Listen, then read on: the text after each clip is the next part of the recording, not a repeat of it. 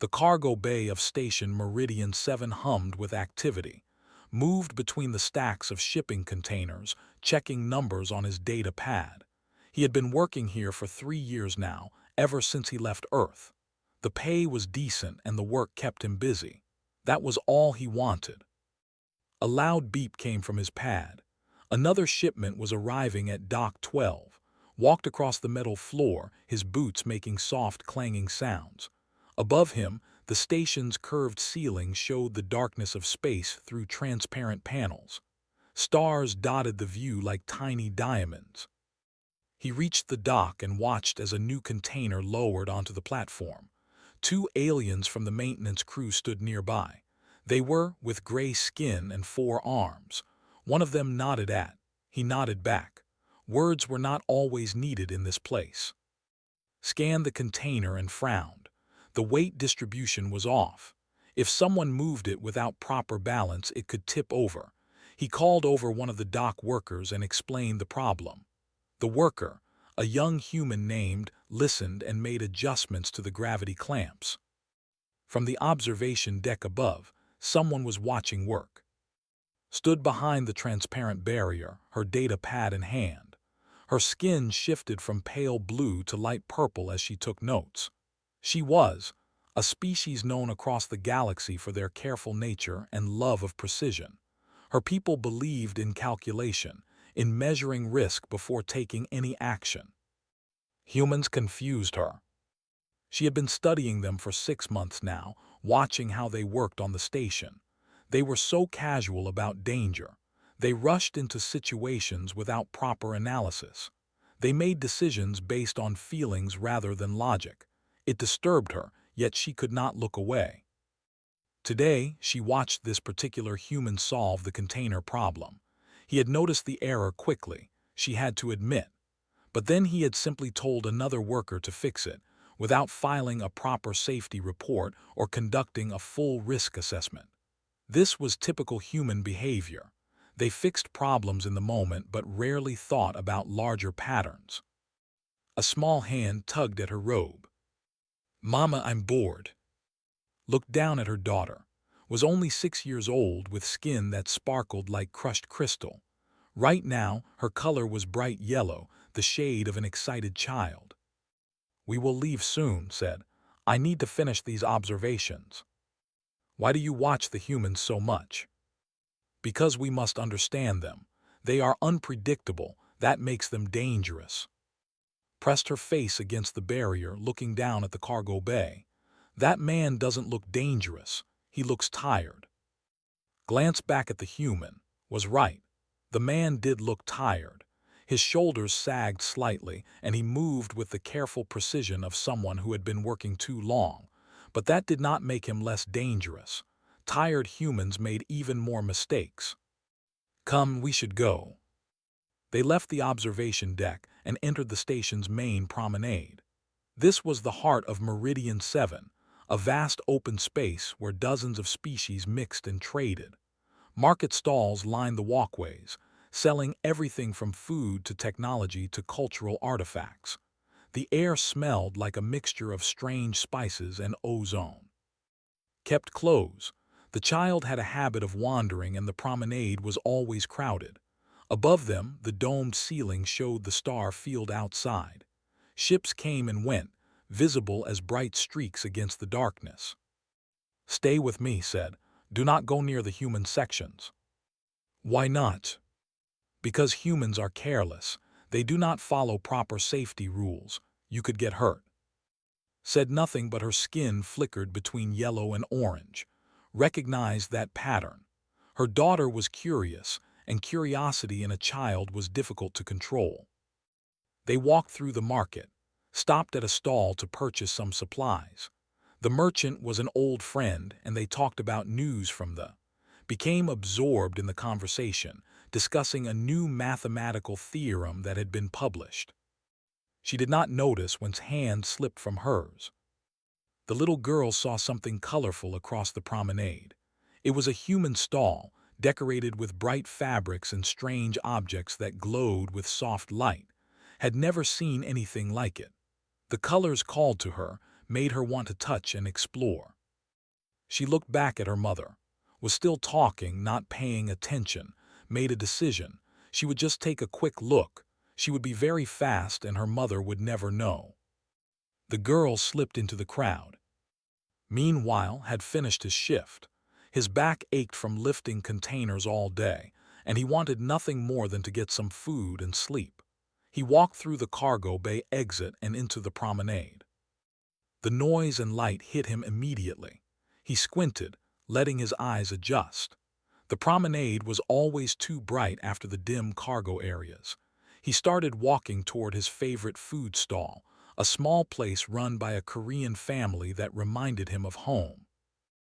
As he walked, he observed the crowd out of habit. It was something from his old life, from before he came to the station. He had worked as an emergency responder on Earth for 8 years. The training never left him. He always watched for problems, for situations that might turn dangerous. That was when he saw the child. She was small, with crystalline skin that glowed bright yellow. She stood near one of the maintenance access points, an area clearly marked as restricted. She was alone, looking around with wide eyes, obviously lost. Slowed his pace. He should probably help the child find her parents, but were wary of humans. He did not want to scare her. He started to move in her direction, thinking about the best way to approach. Then he heard it. A deep grinding sound came from above. Looked up and felt his stomach drop. One of the cargo platforms was coming loose from its magnetic moorings. He could see the safety clamps flickering, failing. The platform was massive, at least 10 tons of metal and cargo. And it was directly above the crowded promenade. People started to notice. Voices rose in alarm. The crowd began to move, pushing and shoving as everyone tried to get clear, looked back at the child. She was frozen in fear, standing right in the path of the falling platform. Everything seemed to slow down. Saw a woman on the far side of the promenade, screaming and pushing through the crowd. The mother, he realized. She would never reach the child in time. He looked up again. The platform was falling faster now. The magnetic locks completely failed. He calculated the distance, the time, the angles. His old training kicked in automatically. The numbers were bad, very bad. But numbers did not matter anymore. Started to run. His boots pounded against the metal floor. The crowd scattered around him, beings of all species running for safety. He pushed through them, his eyes locked on the small child. She stood completely still, her yellow skin turning white with terror. Above, the cargo platform tilted as it fell. Containers slid across its surface, adding to the chaos.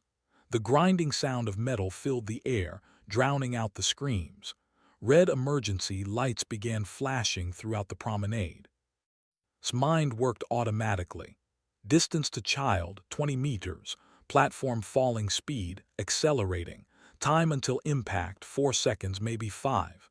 His chances of reaching her and getting them both clear, almost 0. He did not slow down. 3 seconds. His legs burned. His lungs screamed for air. The child saw him coming and raised her small arms, instinctively reaching for help. Her mouth opened in a silent cry. 2 seconds. Dove forward, his arms outstretched. His shoulder hit the child's small body. She weighed almost nothing. He wrapped his arms around her and twisted, using his momentum to throw her toward a nearby alcove where support pillars might provide protection. Flew through the air, tumbling across the smooth floor. She slid into the alcove just as the platform crashed down. 1 second. Tried to follow, tried to reach safety. His foot slipped on the polished floor. He fell. The shadow of the platform covered him completely. The impact shook the entire station. Metal screamed as the platform hit the promenade floor. The sound was deafening, a thunderous crash that echoed through every corridor. The deck plates buckled. Nearby stalls collapsed. A cloud of dust and debris exploded outward, covering everything in a gray fog. Then silence. For a moment, no one moved. The emergency sirens wailed, but no one seemed to hear them. The crowd stood frozen, staring at the massive wreckage that covered the promenade's central area. Pushed through the last of the crowd. Her skin flashed between white and dark blue, colors of pure panic. She stumbled into the alcove where lay curled in a ball. The child was crying, her whole body shaking. "Baby, are you hurt?" Ran her hands over her daughter, checking for injuries. There were scrapes and bruises. A cut on his arm leaked purple blood, but nothing seemed broken. The child was alive. Mama sobbed, the man pushed me." Looked up. Through the settling dust she could see the platform. It covered at least 30 square meters of the promenade. Containers had spilled everywhere, their contents scattered across the floor.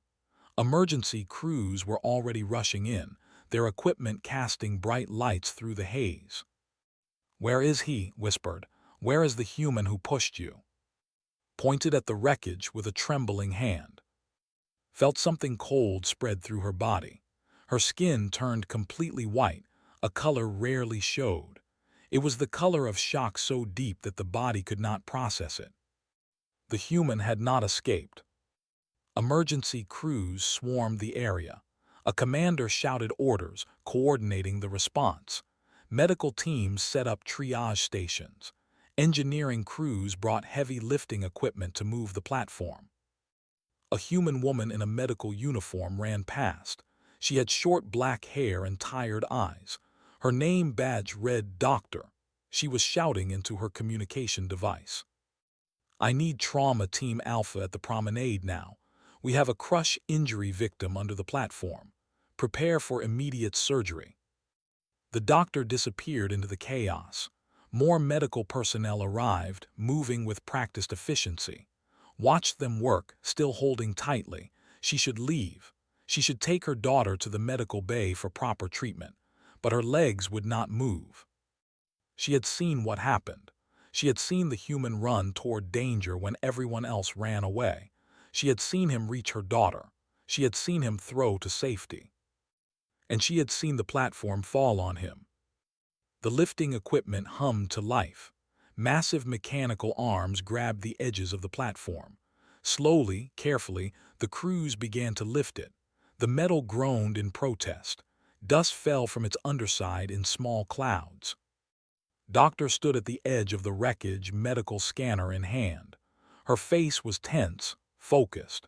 She was looking at something beneath the platform, something could not see from her position. "He's alive," Doctor called out. "Barely, lift faster." More equipment arrived. The platform rose higher, revealing the destruction beneath. Crushed market stalls, scattered cargo, broken deck plates, and in the center a still figure. Lay on his back, partially buried under debris. His face was covered in blood and dust. His chest moved slightly, shallow breaths that came in weak gasps. One of his legs bent at an angle that made stomach turn. Medical teams rushed in the moment the platform cleared. They surrounded, their hands moving quickly. Doctor knelt beside him, her scanner beeping rapidly. She spoke in quick, clipped sentences, medical terms that did not understand. A stretcher appeared. The medical teams carefully, so carefully, moved onto it. Even unconscious, he made a sound of pain. They secured him with restraints and lifted the stretcher.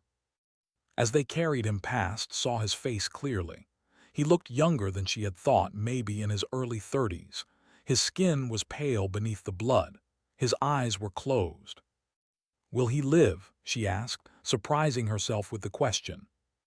Doctor glanced at her, then in her arms. The doctor's expression softened slightly.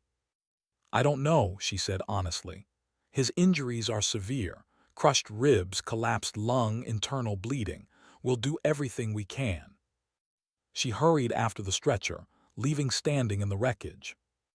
Other medical teams were helping the injured. Many people had been hurt in the panic, though no one else had been caught directly under the platform. The casualties could have been much worse. If that platform had landed in the main crowd, dozens would have died. Station security arrived to document the scene.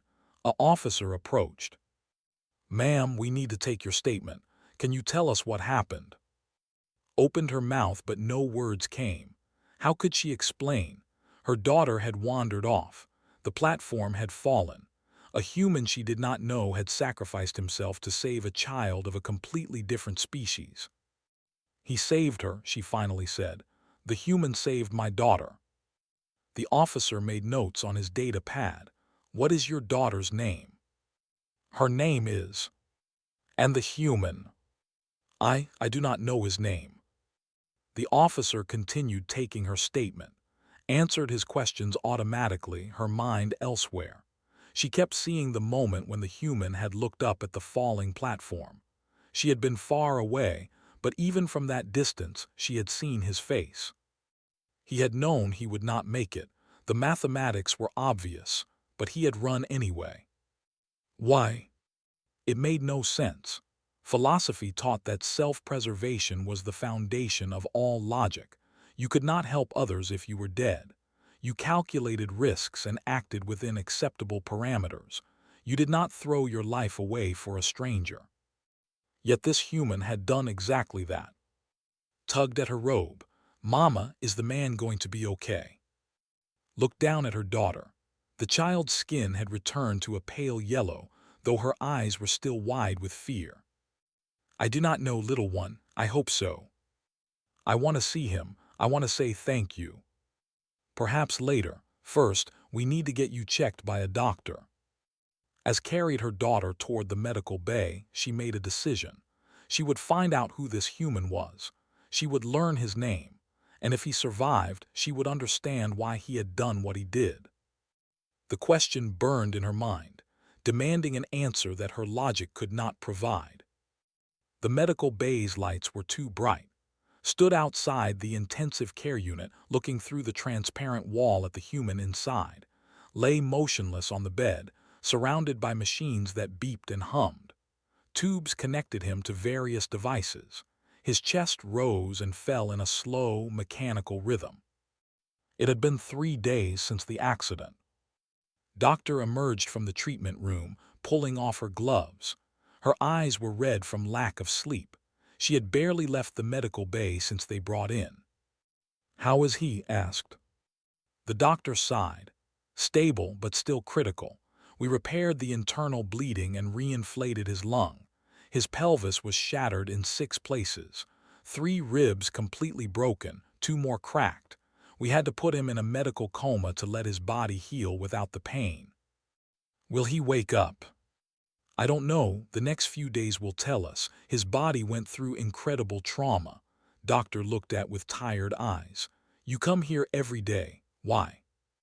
Touched the transparent wall with one hand. Her skin shifted to a soft purple, the color of confusion. "He saved my daughter. I need to understand why." "He's human. We don't always have reasons. We just act." "That makes no sense. Actions without calculation lead to chaos." Doctor smiled sadly. "Maybe, but sometimes chaos saves lives." She checked her data pad. "I need to run more tests. You should get some rest. You look exhausted." But did not leave. She stayed at the window, watching the human breathe. Sat beside her on a bench, drawing pictures on a data pad. The child had insisted on coming every day. She drew images of the human, trying to remember his face from those brief seconds before the platform fell. "Is Mr. going to die?" asked quietly. So that was his name. Had learned it from the station records. Age 32, former emergency responder from Earth. No family listed as next of kin. No close friends on the station. He had lived alone, worked alone, kept to himself. "I do not know," answered honestly. "His injuries are very serious."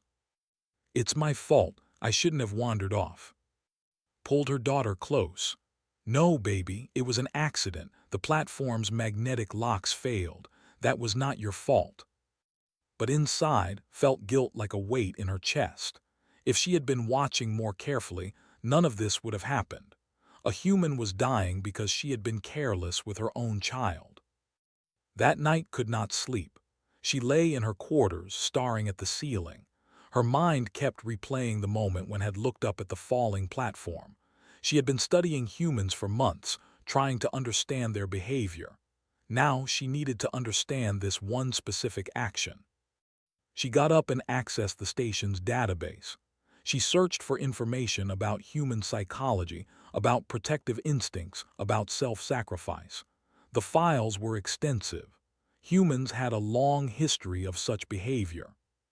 She read about firefighters who ran into burning buildings, about ordinary people who dove into freezing water to save drowning strangers, about soldiers who threw themselves on explosives to protect their comrades, about parents who faced impossible dangers to shield their children. But was Not's child. She was not even his species. There was no logical reason for him to risk his life. Unless logic was not the point. Thought about philosophy. Her people valued survival, calculation, careful thought before action. These were good values. They had allowed her species to thrive and build a peaceful civilization. But reading about humans made her wonder if something was missing from that philosophy. What about the things that could not be calculated? What about the moment when thought had to stop and action had to begin? The next day, she returned to the medical bay. A small group had gathered outside the intensive care unit. Other humans from the cargo bay, workers who had known. They spoke in quiet voices, sharing stories about him. "He once stayed 6 hours after his shift to help me fix a loading error," one young human said. "His name was. He didn't have to, he just did it." "He never talked much," another worker added. "But he was always there when you needed help. Quiet guy, you know, but reliable." Doctor joined them carrying cups of coffee. She distributed them to the workers, keeping one for herself.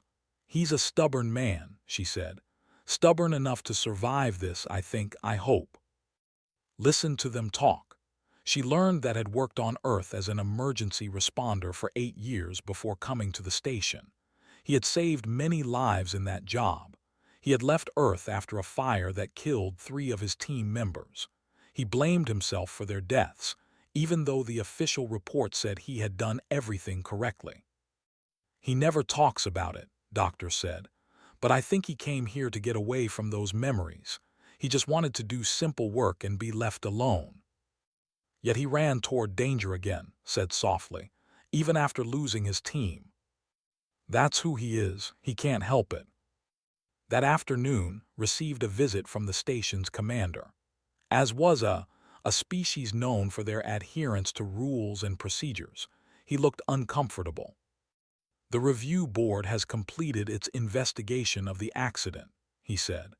"The platform failure was caused by faulty maintenance on the magnetic locks. The company responsible will face penalties." And the human, as his face showed disapproval. His actions were reckless. He violated safety protocols by entering a danger zone without authorization. He endangered himself unnecessarily. Felt anger rise in her chest. Her skin flashed dark red. "He saved my daughter's life." "Yes, and we acknowledge that. The station will cover all his medical expenses, and he will receive a formal commendation. But we cannot encourage such behavior. Proper procedure would have been to alert emergency services and evacuate the area in an orderly fashion." There was no time for proper procedure. There is always time for proper procedure. That is what procedures are for. As stood up, clearly wanting to end the conversation. "We are glad your daughter is safe, but the human's actions, while well-intentioned, represent exactly the kind of unpredictable behavior that makes other species nervous about humans." After he left, sat in silence.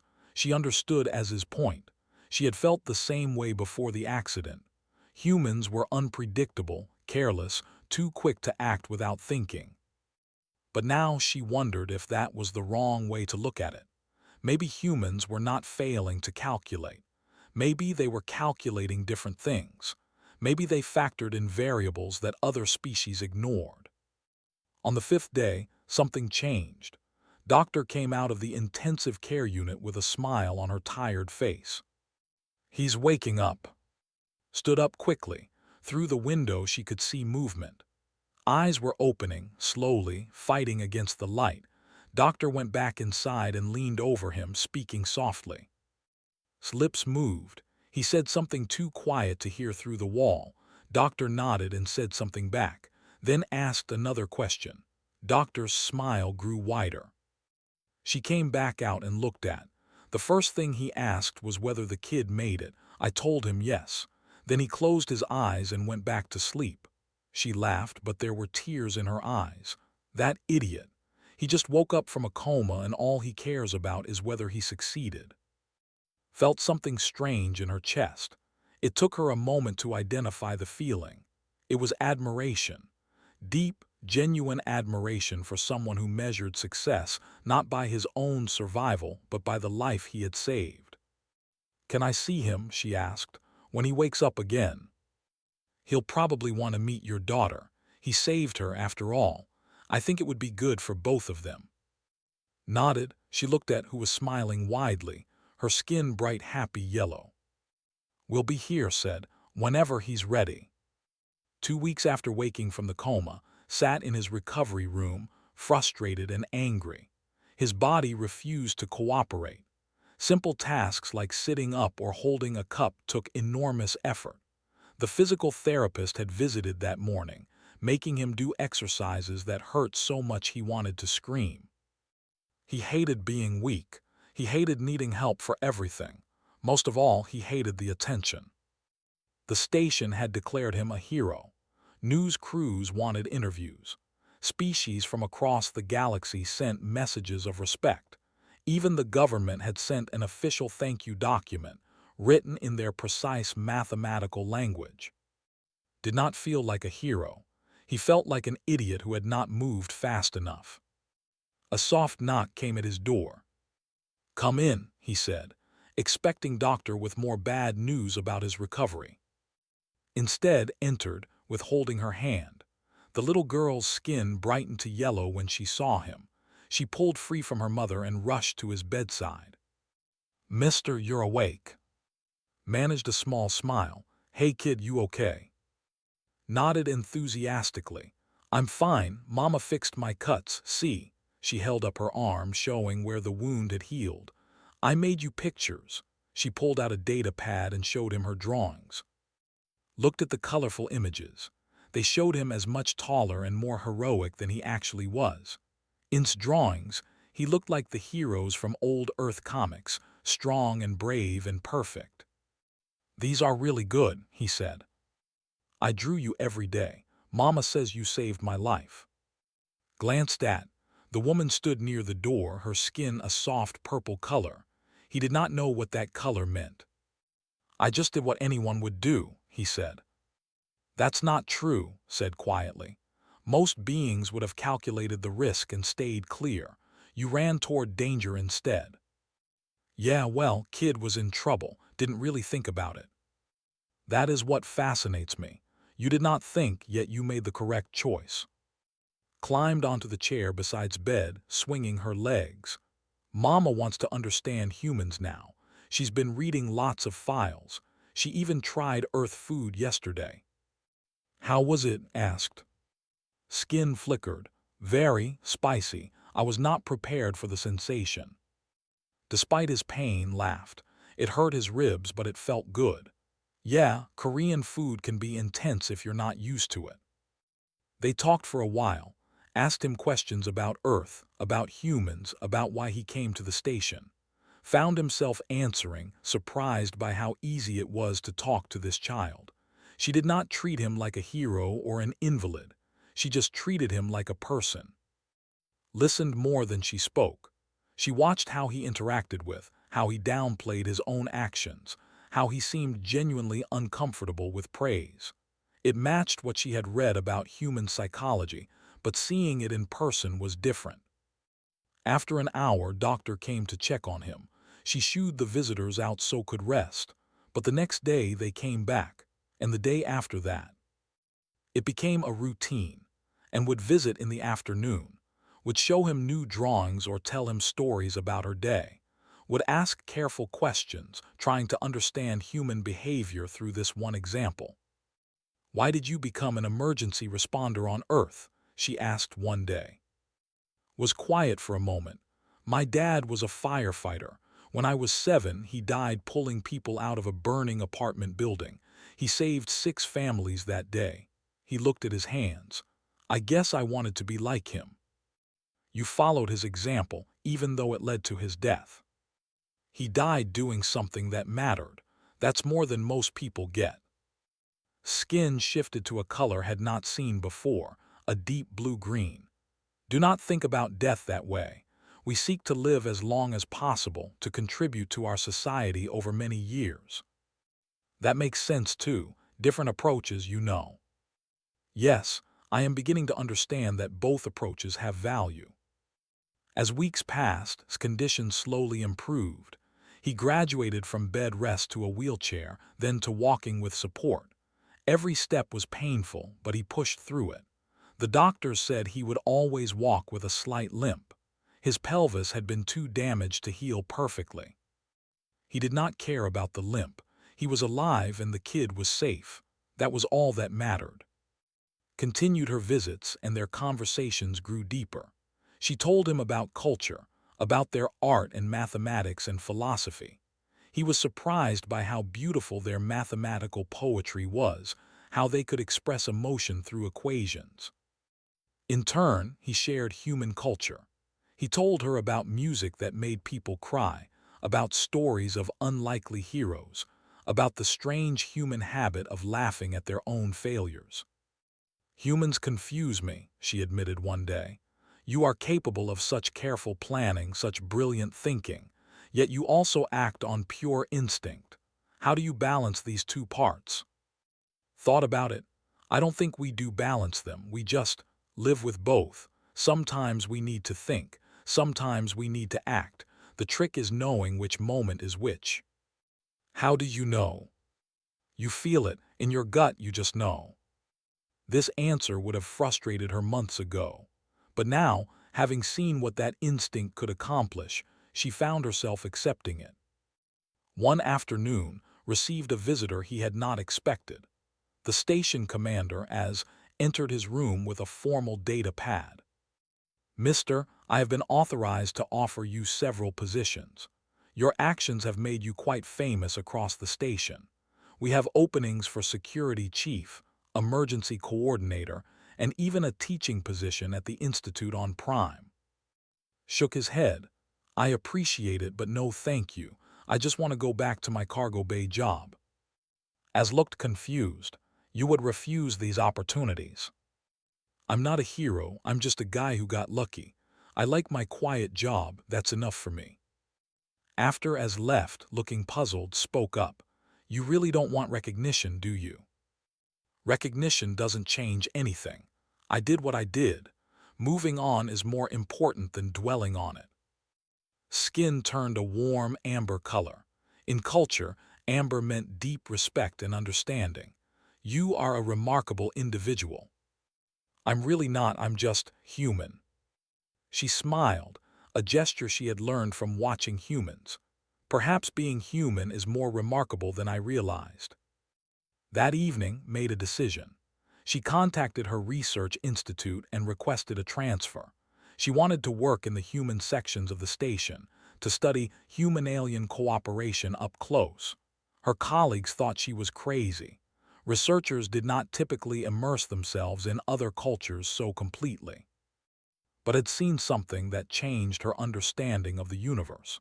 She had seen a being throw away every calculation, every logic, every self-preservation instinct to save a child who was not even his own species.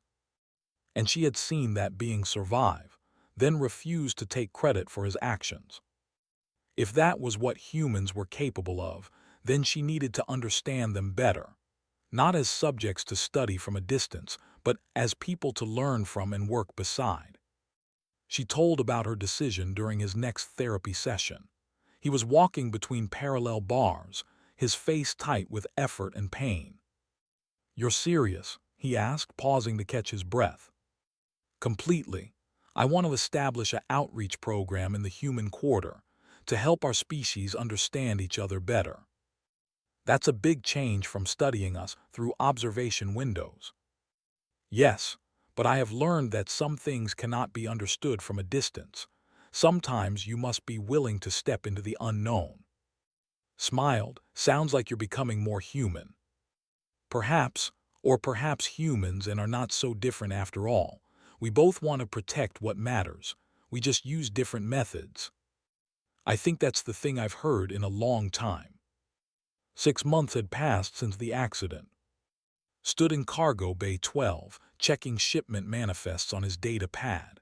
His leg ached in the morning like it always did now, a permanent reminder of that day in the promenade. He walked with a slight limp and probably always would. But he was back at work, doing the job he loved, and that was enough. The cargo bay door opened. Walked in with a group of new workers, showing them the proper procedures for handling delicate shipments. Watched for a moment, then returned to his work. The kid was doing well. He would make a good supervisor someday. Mr. Turned. A young stood at the entrance, her skin flickering nervously between pale blue and yellow. She held a data pad clutched to her chest. "Can I help you?" he asked. "I'm Myra. I'm part of the new cultural exchange program. Miss sent me to learn about human cargo operations. She said you would be the best teacher." Sighed, had been doing this for months now, sending students to work alongside humans in various jobs throughout the station. Her outreach program had grown much larger than he had expected. "Sure, come on. First rule is safety always comes first. Second rule is if you're not sure about something, ask. Sound good?" Myra's skin brightened to happy yellow. "Yes, sir, thank you, sir." "Just is fine. We don't do the sir thing much." As he showed Myra the basics of cargo handling, thought about how much had changed. The presence in the human sections of the station had increased dramatically. What started as a personal project had become an official program supported by both governments. Children now attended mixed-species schools on the station. Adults worked in human businesses. The two species were learning from each other in ways that would have seemed impossible a year ago. All because of one moment, one choice, one child saved. After his shift, headed to the promenade. The area had been completely repaired after the accident. New safety systems were in place, better than before. The platform accident had led to station-wide inspections and improvements. Some good had come from that terrible day. He stopped at a small restaurant run by a Korean family. The owner, Mr. Park, waved him over to his usual table. "The regular?" Mr. Park asked. "Please." While waiting for his food, watched the crowd in the promenade. Humans and dozens of other species mixed freely. A group of children ran past, chasing a ball, their skin bright with excitement. Their human friends ran with them, all of them laughing. It had not been like this before. The species had kept to their own areas, interacting only when necessary. Now the barriers were falling. Not completely, not everywhere, but enough to matter. He looked up to see running toward him. She was bigger now, growing fast. Her skin sparkled bright yellow. Behind her, walked more slowly, carrying packages from the market. Jumped into the chair across from him. "Guess what? I learned a new Earth song today. Want to hear it?" "Sure." She sang a children's song in Korean, her pronunciation careful but still clumsy. Smiled. The fact that a child was learning Korean songs showed how much things had changed. Joined them, setting her packages down. Her skin was a calm blue-green, the color of contentment. "She has been practicing all week," said. "Your language is difficult for vocal structures, but she refuses to give up." "She's doing great," said. Mr. Park brought out his food, then noticed. "Would you like to join him? I have a new dish I think you might enjoy, less spicy than last time." Had learned to appreciate Earth food, though she still struggled with anything too spicy. She ordered something mild, and Mr. Park hurried off to prepare it. "How is your research paper going?" asked. "It is almost finished. The peer review board has been very positive about it. Research on human altruistic behavior had become famous in academic circles. Several universities wanted to publish it. I have also received an interesting offer. Oh, the council wants me to establish a permanent cultural exchange institute here on the station. They are calling it the Bridge Initiative. It would coordinate cooperation between species, not just and humans, but all species on the station." "That's amazing. Are you going to do it?" "I think so. The work feels important, necessary even." She looked at him thoughtfully. "I have also been asked to recommend a human co-director for the institute, someone who understands both the practical and philosophical aspects of cross-species cooperation." Shook his head before she could continue. "Don't even think about it. I'm happy where I am." "I thought you would say that, but I had to try," she smiled. "Doctor has agreed to take the position instead. She will be excellent." They ate together, talking about small things. Told stories about her school, about her new human and friends, about the science project she was working on. She wanted to study emergency response systems when she grew up. She wanted to help people like it helped her. After dinner, they walked through the promenade together. Noticed other families doing the same thing, mixing casually with humans and other species. 6 months ago, this would have been unusual. Now it was normal. "Did you see the news from Prime?" asked. "No, what happened?" "There was a mining accident last week. 17 workers were trapped underground. The rescue team was mixed, planners and human first responders working together. They calculated the safest approach and the humans executed the rescue. All 17 workers survived." "That's great news." The rescue commander gave an interview. He said the operation succeeded because they combined precision with human willingness to take calculated risks. He called it the approach. Felt his face heat up. "They shouldn't name things after me." "You are famous, whether you want to be or not. Your story has reached every corner of the galaxy. You are a symbol of what different species can learn from each other." "I'm just a cargo supervisor." "You are much more than that, but I understand you do not wish to acknowledge it." Skin shifted to warm amber, the color of deep respect. "That humility is part of what makes your actions so powerful." They reached the observation deck where Often came to think. The view showed the stars stretching endlessly in all directions. Ships came and went, bright spots moving against the darkness. Pressed her face against the transparent wall, marveling at the view. "The universe is so big," she said. "How do you make a difference when everything is so big?" Knelt beside her, ignoring the pain in his leg. "You don't have to change the whole universe. You just have to do the right thing in the moment you're given. The rest takes care of itself." "Like when you saved me." "Yeah, like that." Watched them together, the human and the child he had saved. She thought about the calculations she used to make, the careful analysis of risk and reward. She had believed the universe operated on pure logic, that reason was the only path to truth. But she had learned something important in these past months. Some of the most important things in life could not be calculated. Courage, compassion, friendship, sacrifice, these operated on different rules. They required a different kind of thinking, or perhaps no thinking at all, just feeling and acting and trusting. Humans understood this instinctively. It was their gift to the galaxy, their unique contribution.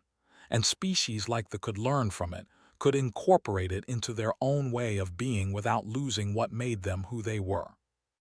The best approach was not human instinct or calculation, but both working together. Later that evening, after and had gone home, stood alone at the observation deck. He came here often, when the station grew quiet and most beings had retired for the night. Doctor found him there, 2 cups of coffee in her hands. She gave him one and stood beside him. "Thinking deep thoughts?" she asked. Not really, just existing, I guess. That's allowed, you know. You don't always have to be doing something important. I know.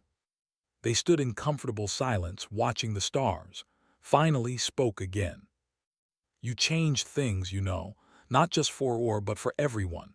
The way species interact on this station is different now. Better. I just did what anyone would do. No, you did what humans do, and in doing so you showed everyone else what's possible. She sipped her coffee. I'm proud to know you and proud to be human, honestly. We're not perfect, but we've got something special. Yeah, said softly, I guess we do. He thought about his father, the firefighter who had died saving strangers. His dad would have understood why ran toward that falling platform. Some things were worth more than safety, more than logic, more than life itself. The protection of innocence, the preservation of hope, the simple act of caring about someone you had never met. These were human values, and was glad to carry them forward. In the reflection of the observation window, he could see the station behind him, full of life and light and countless beings from across the galaxy. They were all here together, learning to understand each other, building something new. And somewhere in that station, a little girl slept peacefully, dreaming of the day she would grow up to help people just like the human who had saved her life. The universe was vast and cold and indifferent. But here, in this small corner of space, beings of different species had found warmth in each other. And that thought was worth everything,